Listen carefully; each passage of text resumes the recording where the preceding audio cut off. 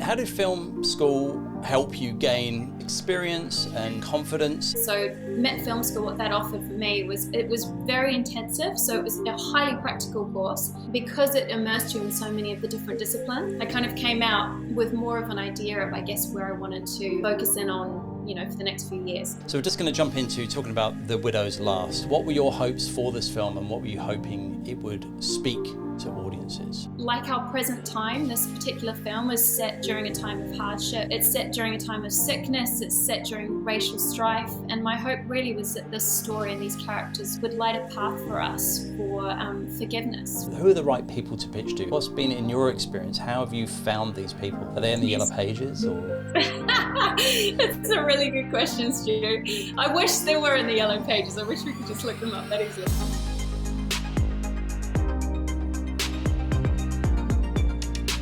So we're just going to jump into talking about The Widow's Last. You were able to produce that with the production grant that you received. Can you expand just a bit more for me and help me understand how the film festival circuit helped this film get additional exposure? For me, when I set out to make the film in the first place, I had a couple of clear concrete goals that I would hope the film would achieve.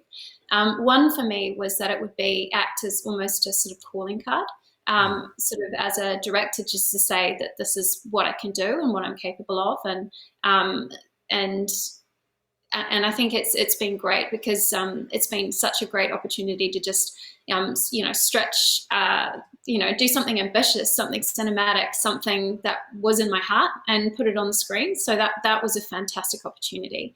I guess the other thing was that I really hoped that it would.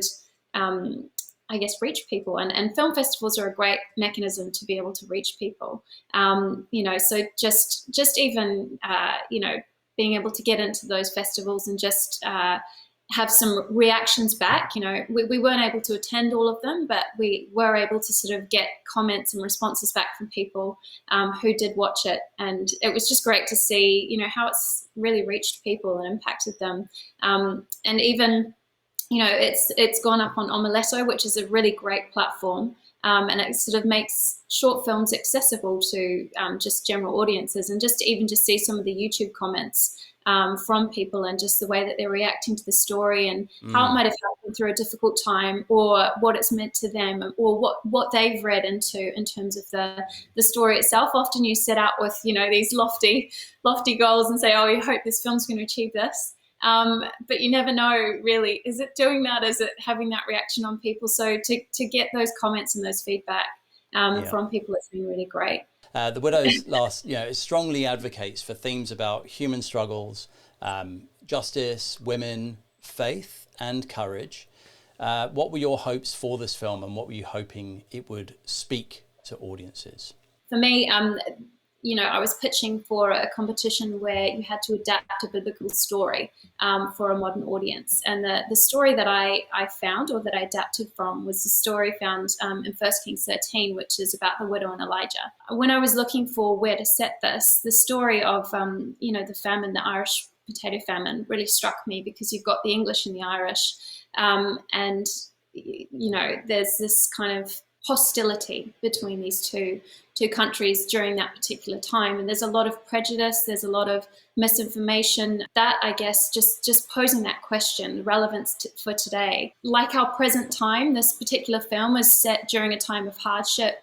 It's set during a time of sickness. It's set during racial strife, and my hope really was that this story and these characters would light a path for us for forgiveness. You recently moved to Sydney from the UK, and so does it feel like you're sort of starting again in a sense? For me, that was a huge thing in the move to Australia, was feeling confident that there would be some great collaborations and people I could work with out here, and there's just such a wealth of talent in Australia. I've been told time and time again that the crews out here are some of the best in the world, that there's, just huge acting talent, there's amazing locations, there's great production companies. And then, of course, there's the tax incentives that are out here as well, which is very unique to Australia. Any thoughts around walking the line between bringing faith into your work and not making it too heavy-handed in the theme? Something I have constantly sort of tried to wrestle with in everything that I do. I think there are a lot of great films and examples out there that do it very effectively. You know, one that jumps to mind straight away, or there's several that jump to mind straight away. You know, look at a film like Forrest Gump, for example, and you think about that film and not many people go, oh, that's a Christian film. But if you look at that film, through the middle of it, you've got a faith strand. You've got a kind of really profound story of Lieutenant Dan who encounters God and has salvation. So that is, you know, within a very appealing narrative that is so enjoyable, so entertaining, and so accessible to so many people. It's sort of trying to see what are these stories that are touching on these kind of universal human struggles and dilemmas that we all face, and how can we be as real and as authentic as possible. I think one of the things it's a very hard line to tread is, you know, you want to say something, you want to make a film because you have something to say, and, you know, there's a message, but then at the same time, you don't want that message to be so rammed down people's throats or so forced that people can't engage with it. Do you know, I think I've always been quite very inspired by Mel Gibson's films. That was actually one of the big turning points when I watched The Passion of the Christ for the first time. I remember very vividly the experience in the cinema. The credits were rolling at the end of the film, and it was a packed cinema, and not one person moved. Every single person in that, you know, cinema was just either crying or just glued to their seat, completely impacted and transfixed by what they'd just seen. And I think that moment for me was such a powerful moment where I realized just how impacting and how profound the medium of filmmaking and storytelling can be. Hi there, friends. This is Stu Harris from Story Strategist. Hey, look, this is a new channel and we are trying to get up to 100 subscribers just to make it a little bit easier for people to find us because we want to be able to customize our YouTube name to Story Strategist. That would be great.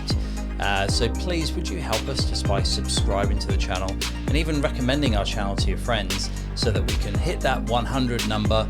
It's only a small number in the world of YouTube. You know, hopefully we'll get to millions, but who knows? But let's just start with 100. Give us a hand. We'd really appreciate it. Thanks so much.